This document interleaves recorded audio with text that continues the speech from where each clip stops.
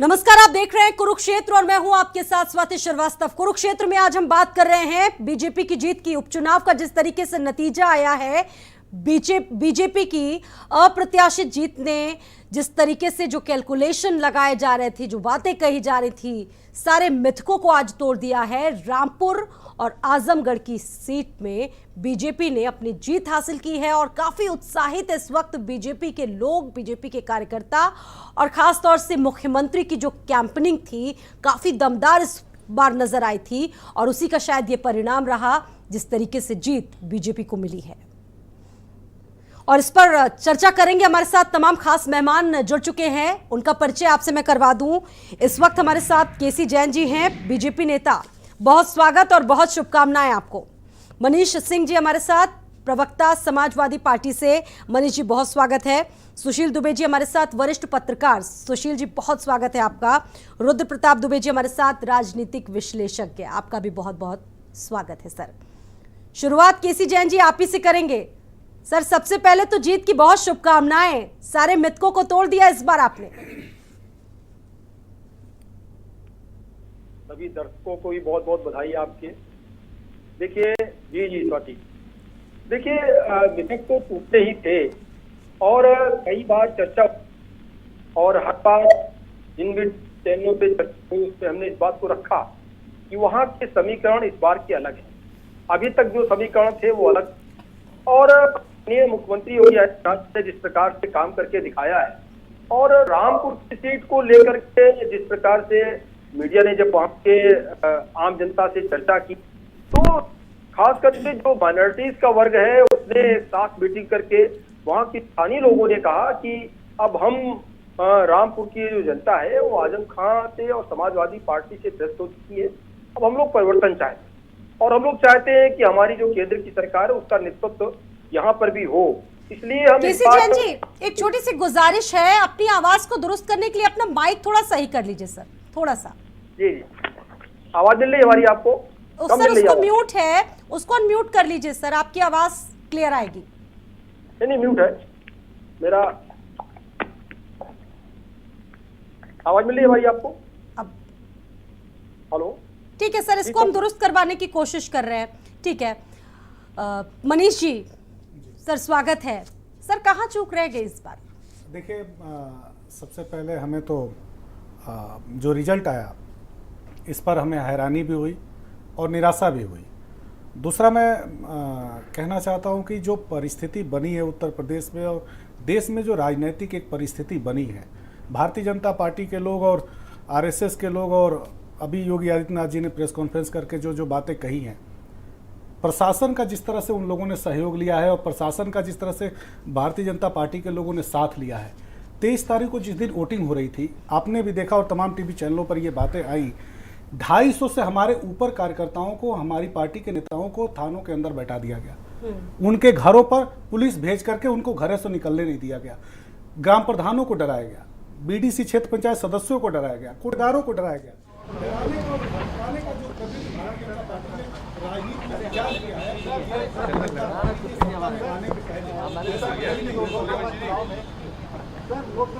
ऐसा कभी नहीं और जो अभी वर्तमान में आज रिजल्ट के बाद से इस तरह से भारतीय जनता पार्टी के लोग अपनी बात कह रहे हैं कि समाजवादी पार्टी का गढ़, हम पूछना चाहते हैं कि आजमगढ़ में कितने वोटों के अंतर से आप चुनाव जीते? 10,000 वोटों से। अगर गुड्डू जमाली बसपा का जो उम्मीदवार है, अगर उन्होंने अंदरूनी मदद नहीं की होती भारतीय जनता पार्टी की, तो भारतीय जनता पार्टी लाखों से चुनाव हारती। बहुजन समाज पार्टी का और भारतीय जनता पार्टी का जो एक अंदरूनी गठबंधन है, इस गठबंधन ने राजनीतिक स्वरूप को जिस तरह से बाहर में कहते हैं कि योगी आदित्यनाथ की कार्यशैली ठीक नहीं है और अंदर से जब चुनाव होता है तो आप योगी आदित्यनाथ जी को और मोदी को मदद पहुंचाने के लिए आप उनके पीछे पीछे घूमने लगते हैं। इसलिए हम कहना चाहते हैं कि जिस तरह से लोकतंत्र को कमज़ोर किया जा रहा है, जिस तरह से लोकतंत्र को ध्वस्त किया जा रहा है, उससे हमारा देश असुरक्षित हो रहा है, देश हमारा सुरक्षित नहीं है। इस समय जो सबसे बड़ा काम है वो सभी राजनीतिक दल के लोगों को, सभी राजनीतिक दल के कार्यकर्ताओं को इस बात पर सोचना चाहिए कि जिसके लिए हमें आज़ादी मिली थी, जिसके लिए हमें हमारे महापुरुषों ने देश को आज़ाद कराया था, जिसके लिए हमें डेमोक्रेसी मिली थी, जिसके लिए हमें संविधान मिला था, हमको उनके हितों की रक्षा के लिए काम करना चाहिए और चुनाव हमेशा निष्पक्ष कराने की कोशिश करनी चाहिए और ये चुनाव आयोग की जिम्मेदारी है। ये चुनाव आयोग की जिम्मेदारी है कि वो कैसे देश में चुनाव निष्पक्ष कराए, जिस पर उस पर जनता का और राजनीतिक दलों का भरोसा बना रहे। ठीक है, कहीं ना कहीं प्रशासन पर, चुनाव आयोग पर आपने आरोप लगाए हैं। ठीक है, वरिष्ठ पत्रकार हमारे साथ सुशील जी भी जुड़े हुए हैं इस चर्चा में। सुशील जी, आपको क्या लगता है इस हार और जीत के पीछे का फैक्टर आप क्या मानते हैं, कैसे देखते हैं इसको? पहले तो घनश्याम लोधी जी को और निरहुआ नरेश भाई को बधाई, शुभकामनाएं। और योगी जी को ये पूरी जीत उपचुनाव की केवल योगी आदित्यनाथ की जीत है, ये कहने मुझे कोई हिचक नहीं, पूरी जीत है। देखिए स्वाति जी, चुनाव जो होते ये नियम, अभी आपने कहा मिथक नियम कानून ये सब तोड़ने के लिए, रिकॉर्ड ये सब तोड़ने के लिए ही होते हैं। बीजेपी तोड़ रही है। और योगी जी को बधाई देने के साथ साथ मैं कांग्रेस को भी बधाई दूंगा कि एक बार फिर से नहीं हारे, वरना ये चुनाव फिर से हारे तो एक बार हारने से बच गए। इसके लिए प्रियंका को बहुत बहुत और पूरी कांग्रेस को बहुत बहुत बधाई। एक कहावत है स्वाति जी कि घर के न मरे होते तो फौज खड़ी होती, बुआ के मूछें होती तो चाचा क्यों होते, चाची के मूछें होती तो चाचा क्यों होते।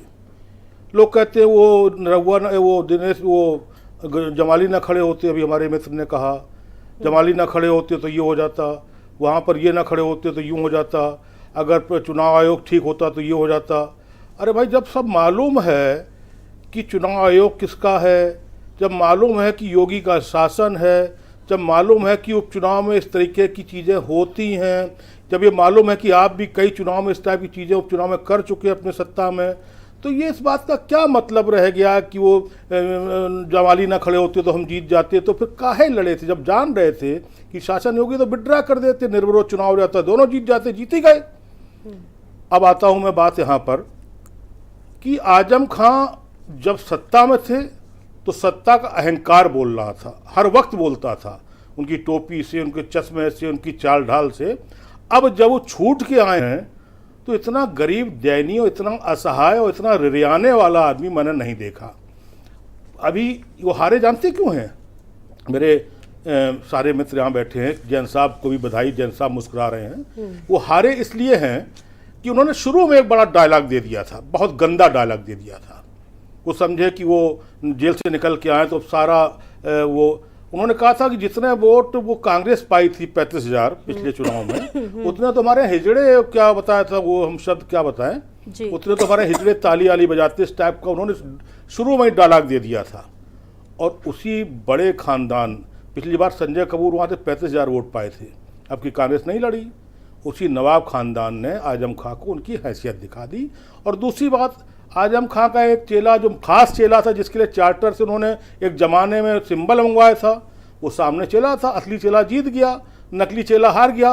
और मैं आजम खां से पूछना चाहता हूँ, क्या उनके पास मुसलमान के अलावा और कोई कैंडिडेट नहीं होता है? मनीष सिंह नहीं लड़ सकते थे? दुबे जी नहीं लड़ सकते थे? स्वाति जी नहीं लड़ सकती थी? क्या पूरे इंटायर रामपुर में एक आसिम रजई मिले थे उनको लड़ाने के लिए? अब्दुल्ला, उनकी तंजीम बेगम, आसिम रजा, क्या आजम खां के पास हो? फिर अभी उन्होंने एक डायलॉग, बड़ा गंदा डायलॉग दिया है, जो समाज को विघटन की स्थिति में लाता। अभी उन्होंने अभी कहा यहाँ पर, मैंने सुना कि वो मुसलमान घृणा, बीजेपी मुसलमानों से घृणा करती है। ये शब्द बहुत गहरा शब्द है, इतना आसान थोड़ी है कि मुसलमानों से घृणा करती है। तो आप कितना हिंदुओं से प्यार करते हैं, ये इसमें फिर इसी में बहस छिड़ जाएगी। अगर घृणा करती हो तो मुसलमान को मंत्री क्यों बनाया उन्होंने अपने उसमें पार्टी में? ये कौन सा तरीका हो? फिर आप हमेशा कटीली बातें क्यों करते हो? कभी प्यार वाली बातें करो। आप वोट मांगते, आप कहते मुझे वोट दीजिए, मेरे प्रत्याशी को वोट दीजिए। आप ये क्यों कह रहे थे कि वो फलाम अब्दुल्ला और ये मुसलमान और मैं, मेरी कब्र बराबर मेरी कोठरी थी? ये पूरा चुनाव रोते रह गए तो रोते का रिजल्ट, ये जब रोते रोते आप जाओगे तो मरने खबर आएगी। ये कहावत फिर सिद्ध हो गई। अब आइए आजमगढ़ पे। पता नहीं मुझे क्यों लगता है कि एक तो राष्ट्रीय शब्द बड़ा अजीब होता है स्वाति जी। राजभर, गोंडा के बगल में, शायद लखनऊ को नहीं ढंग से जानते होंगे, लेकिन राष्ट्रीय अध्यक्ष हैं। अरे राष्ट्र में 29-23 स्टेट हैं, अकेले उत्तर प्रदेश राष्ट्र नहीं है। ऐसे कई ऐसे पार्टियां हैं। मायावती राष्ट्रीय अध्यक्ष है। भूटान में भाई उनका कौन सा अध्यक्ष है? आसाम में उनका कौन सा अध्यक्ष है? मणिपुर में कौन सा अध्यक्ष है? गोवा में कौन सा अध्यक्ष है? आप बताएं, राष्ट्रीय अध्यक्ष का मतलब उत्तर प्रदेश से ही होता है। तो ऐसे हमारे राष्ट्रीय अध्यक्ष राष्ट्रीय मुलायम सिंह जी थे, उनका राष्ट्र लेवल का स्टेचर था। ये अखिलेश जी जो है यादव जी, ये राष्ट्रीय के चक्कर में, और हमें लगता है कहीं ना कहीं प्रदेश में भी कहीं हमें लगता है जनाधार कहीं हुए। ना कहीं कुछ हमें लगता है स्वाति जी चाचा को निपटाया पहले, उससे पहले पिताजी से वो अध्यक्षी छीनी, अब हमें लगता है भतीजों पे भी लाइन लग गई। अगर ये हमें लगता है घर के सारे जितने भी सारे घर के बदल डालूंगा, तो मुझे लगता है सारे घर के बदले जा रहे हैं। उसके बाद आगे क्या होगा ये नियति जाने। लेकिन अगर अखिलेश जी चले जाते, राजभर ने गलत थोड़ी कहा है, जब हाँ, योगी बिल्कुल। जा सकते हैं, विचार में वो कहीं पर जब भी नहीं योगी दिखे। वहां पर खड़े होके एक मुख्यमंत्री वहां वोट मांग रहे हैं, और फिर योगी ने जब कह दिया कि आर्यनगढ़, हमें लगता है मुसलमान भी अब हिंदू मानसिकता में आ चुका है। जब योगी जी ने मंच से कह कहा दिया कि था, आर्यनगढ़, आर्यनगढ़। तो आर्यनगढ़ ने चुनाव जिता दिया। आर्यनगढ़ का जवाब देने के लिए तो अखिलेश यादव थे, अखिलेश यादव वहां गए नहीं। धर्मेंद्र सीधे बेचारे क्या करते, वो हाथ जोड़ते घूमते रहे हफ्ते 10 दिन में, सारा काम हो चुका। और वहां पर ये अलग बात है, मार्जिन कम है, तो ये क्या हार गई, ये छोटी बात है। सारे विधायक आपके, इससे पहले आपका 6 लाख 3 लाख से मार्जिन से अखिलेश जी चुनाव जीते थे, 62% वोट पाए थे 19 में। तो अब इतना कम मार्जिन, 62 से 46, 62 से 46, अरे कितना बड़ा वोट पाए थे, छोटा वोट पाए थे। और फिर अगर वहां गुड्डू जमाली लड़ रहे थे और आपको अंदेशा था कि हार जाएंगे, तो आपको चुनाव लड़ लेने चाहिए, विड्रॉ कर लेते। तो मुझे लग रहा है कि अखिलेश जी को सोचना पड़ेगा दोबारा फिर से कि राजनीति को ट्यूटर और कट गिलास से नहीं चल पाएगी, राजनीति को निकल के समझना पड़ेगा। करना होगा। योगी की राजनीति, मोदी की राजनीति और हिंदुत्व की राजनीति के हिसाब से। रुद्र प्रताप दुबे जी भी हमारे साथ जुड़े हुए राजनीतिक विश्लेषक के तौर पर। सर स्वागत है। सर किस तरीके से देख रहे हैं आप इसे? स्वाति जी, चुनाव के 2 पक्ष होते हैं, एक चुनाव के पहले का, एक चुनाव के बाद का। परिणामों में जो विजयी होता है वो तो विजयी होता ही है, जो भारतीय जनता पार्टी हो चुकी है। लेकिन अगर आप पहले के पक्ष जिसमें रणनीति के हिसाब से देखें तो बहुजन समाज पार्टी इसकी विजेता रही, जहां पे उसने गुड्डू जमाली को खड़ा किया और समाजवादी पार्टी हारी। वहीं पे उसने रामपुर में अपना कैंडिडेट नहीं खड़ा किया। दलित वोट बैंक बहुत बड़े हिस्से में रामपुर में भारतीय जनता पार्टी की तरफ शिफ्ट हुआ। और वो मैं दलित इसलिए कह रहा हूँ कि हिंदू दलित ही नहीं, पसमानदा समाज जो मुस्लिम का निचला तबका है, जिसके मंत्री दानिश आज़ाद बनाए गए हैं, वो आप वोटिंग परसेंटेज अभी कुछ देर बाद आ जाएगा, आप देखिएगा, एक बड़ा तबका शिफ्ट हुआ है रामपुर में। रामपुर में 3 साल के बाद भारतीय जनता पार्टी ने वो सीट हथिया ली। डॉक्टर नेपाल सिंह वहाँ के सांसद हुआ करते थे, अब वो पुनः सीट आ गई है और आजमगढ़ में वो सीट खींच के लेके आई है। ऐसी पार्टी से सीट खींच के लेके आई है जो आजमगढ़ को अपना गढ़ मानती थी। यहाँ पे ये देखना होगा कि पूर्व प्रधानमंत्री चंद्रशेखर कहा करते थे कि हो सकता है पश्चिम में आपके लिए विकास का मुद्दा हो और कोई एयरपोर्ट का मुद्दा हो, लेकिन जब आप पूर्व में आएंगे तो आपको जातियों पे बात करनी पड़ेगी। पूर्व में जाति ही मुख्य विषय रहा, इसीलिए आप देखिए वो क्षेत्रीय दल, जो छोटे छोटे क्षेत्रीय दल हैं, वो पूर्व में ज़्यादा पनपते हैं, क्योंकि वहाँ पे जाति और धर्म संबंधी राजनीति करने की गुंजाइश ज़्यादा है। आजमगढ़ में MY फैक्टर लगातार चल रहा था। पिछले 19 चुनाव में 13 बार यादवों की जीत हुई थी। भारतीय जनता पार्टी क्लियर थी शुरुआत से। दिनेश लाल यादव निरहुआ प्रत्याशी थे। एकमात्र पार्टी जिसने अपने प्रत्याशी बदले समाजवादी पार्टी। ऊहापोह की स्थिति आप देख रहे हैं, बलिहारी बाबू से लेकर धर्मेंद्र यादव तक। बसपा अभी बहुत अच्छा तर्क दिया धर्मेंद्र जी ने कि मैंने 12 दिन का चुनाव लड़ा, लेकिन गुड्डू जमाली ने 12 दिन का चुनाव नहीं लड़ा। वो 1 महीने 1.5 महीने पहले घोषित हो चुके थे। तो आपको रणनीति उसी हिसाब से बनानी चाहिए थी। तब ये 12 दिन का तर्क काम नहीं करता है, क्योंकि आपके सामने पहले उम्मीदवारों की घोषणा हो चुकी थी।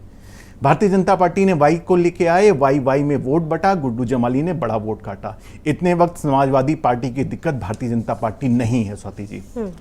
भारतीय जनता पार्टी से लड़ने के लिए उसके पास रणनीति बन सकती है, लेकिन बहुजन समाज पार्टी की रणनीति की कोई काट नहीं समाजवादी पार्टी। नामों में भी देखा मैंने कि कई बार परिवर्तन हुए। पहले सुनील आनंद का नाम आया, डिंपल यादव का नाम आया, बहुत सारे नाम फेरबदल अंतिम समय में। शायद ये भी एक वजह हो सकती है इसके पीछे। बिल्कुल, नाम तो बहुत आए, लेकिन 2 नामों पे तो चर्चा हो गई है जी। सुशील आनंद जी आगे बढ़ गए थे। उसके बाद उन्होंने अपने फिर लिख के वापस किया गया, विधान परिषद उनको भेजा गया। इसी वजह से देखिए नहीं, अब नाम उनका भेजा गया था। उसके बाद ये पूरी जो रणनीति का ये जो हिस्सा, अगर आप इसको देख के समझेंगे तो आप इसको समझ में आएगा कि भारतीय जनता पार्टी ने ना केवल शुरुआत से लीड किया, बल्कि मुख्यमंत्री गए, दोनों उप मुख्यमंत्री गए, भारतीय जनता पार्टी के प्रदेश अध्यक्ष गए। समाजवादी पार्टी की ये नैतिक जिम्मेदारी थी, अगर आप लोकतंत्र में सहभागिता करते हैं, जो वहां के सांसद थे, राष्ट्रीय अध्यक्ष होना, प्रदेश अध्यक्ष होना अलग बात है, आप सांसद हैं, आपकी नैतिक जिम्मेदारी आप जाके बताएं पिछले 3 साल में आपने क्या काम किए, अगले 2 साल में आपके पास क्या रोड मैप था, उनको जाना चाहिए था, वहां नहीं गए। ये किसकी रणनीति रही मुझे समझ में नहीं आया, क्योंकि अगर ये सीट जीतते भी तो क्रेडिट उनको ना मिल पाता, हारने के बाद तो चलिए ऐसे बहुत सारे आतंक, अत्याचार, अन्याय के साथ साथ ये गठबंधन, लेकिन बावजूद इसके सब कुछ करके भी 4,500 से हरा पाए। और इस हार को मैं उस रूप में लेता हूं कि षड्यंत्रों में दी हुई हार है, लेकिन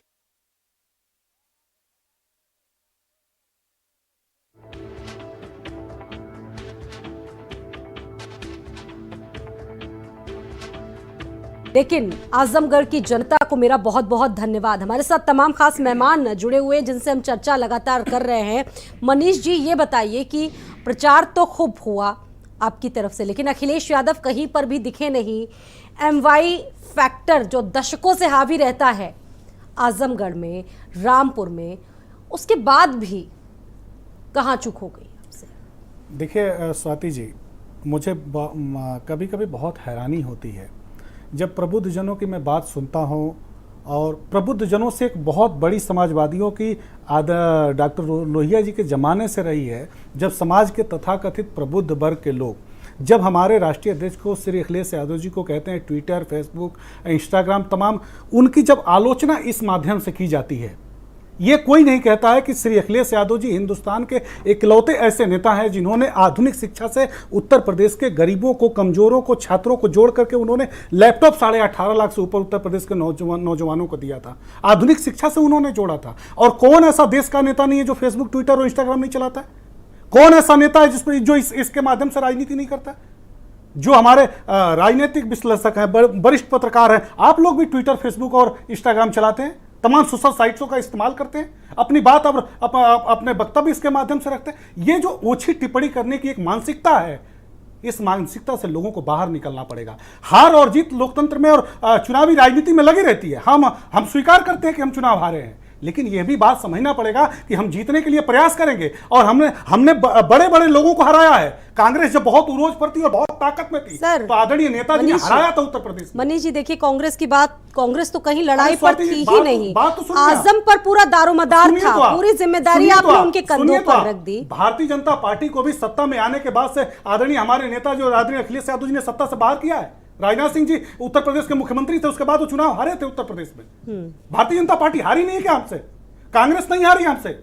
ये कहना कि समाजवादी लोगों को अपने रणनीतियों में विचार करना चाहिए, रणनीतियों में सुधार करना चाहिए।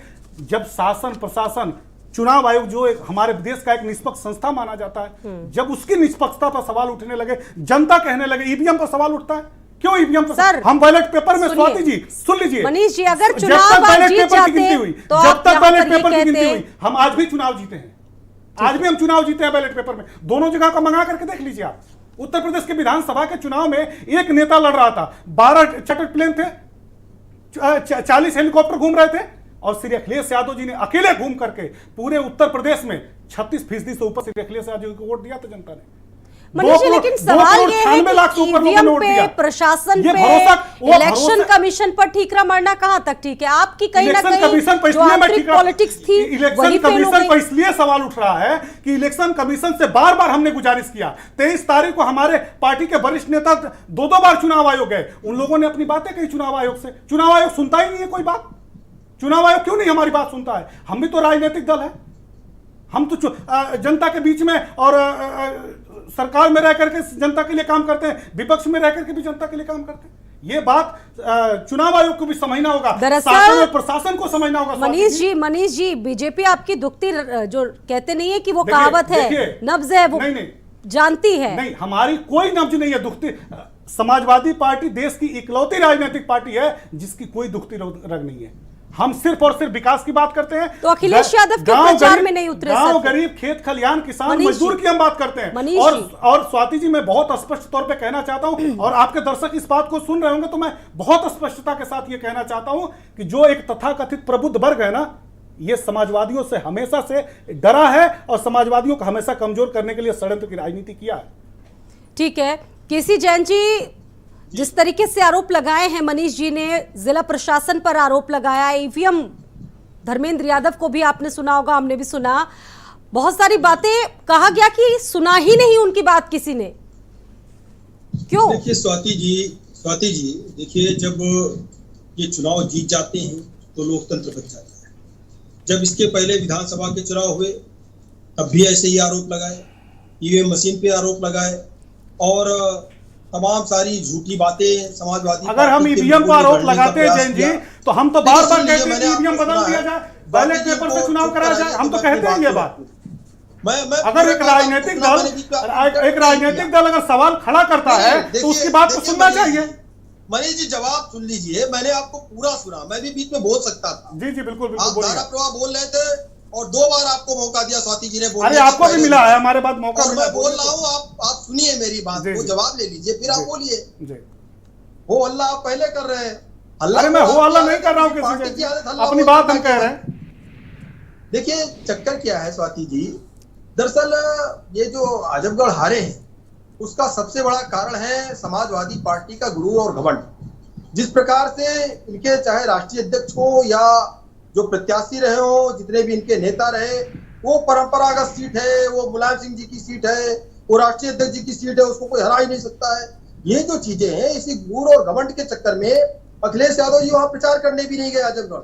और आज बैठ करके समाजवादी पार्टी के प्रवक्ता कह रहे हैं कि प्रबुद्ध वर्ग सलाह दे रहा है कि उनको मेहनत करनी चाहिए थी, उनको जाना चाहिए था। यानी प्रबुद्ध वर्ग यहाँ पे अगर सुशील जी और रुद्र प्रताप जी कह रहे हैं कि उनको मेहनत करनी चाहिए, वहां जाना चाहिए था, वो वहां के सांसद थे, तो ये उनको भी कोस रहे हैं कि प्रभुत्व वर्ग को सलाह दे रहा है। क्यों सलाह दे रहा है? सारा काम ईवीएम का है।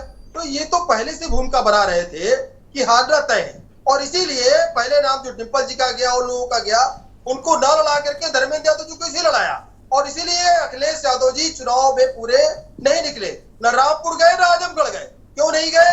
क्योंकि अगर कल को हार होती है तो कम से कम ये ना हो कि हमारी मेहनत के बाद में भी हार गए। वो तो हार पहले से मान लिए थे। और फिर अगर रामपुर की जो सीट थी, आजम खां नहीं लड़ रहे थे, ठीक था, लेकिन आजम खां जी की पत्नी तंजीम फातिमा को टिकट ना दे करके मुस्लिम प्रत्याशी को उतारा। क्यों उतारा वहां पर? क्योंकि वो क्यों नहीं उतारा अपने परिवार के लोगों को? क्योंकि वो भी जान चुके थे ये भी सीट जा रही है। और हम कई बार डिबेट में इसके पहले चुनाव में चर्चा किए, तो वहां के जब समीकरणों के बारे में चर्चा की कि जो है ये जो सभा जो भारतीय जनता पार्टी के प्रत्याशी है घनश्याम लोधी जी, तो ये पहले जिस प्रकार से समाजवादी पार्टी में रहे, समाजवादी पार्टी का बड़ा वोट काट रहे हैं। और आजम खां जी जेल में रहे, जेल में वापस आने के बाद वो उनका जनाधार नहीं है जो पहले कभी हुआ करता था। क्योंकि जो जमीनें हथियाने का काम और स्कूल कॉलेज के नाम पर, यूनिवर्सिटी के नाम पर लोगों की जमीनें जो हड़पी, वो उनके अपने लोग थे। तो जब उन्होंने अपनों को नहीं छोड़ा तो दूसरों को तो छोड़िए।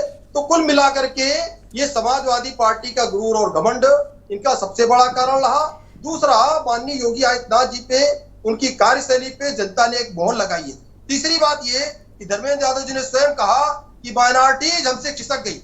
तो जो इनका वोट पहले कभी हुआ करता था, माइनॉरिटी जिसको ये कहते थे समाजवादी पार्टी का वोट है, आज भारतीय जनता पार्टी बिना भेदभाव के सबके लिए काम कर रही है। और आज माइनॉरिटीज का वोट भी भारतीय जनता पार्टी को मिल रहा है। फिलहाल एक छोटा सा ब्रेक यहाँ लेंगे, ब्रेक के उस पार भी हमारी चर्चा लगातार जारी रहेगी।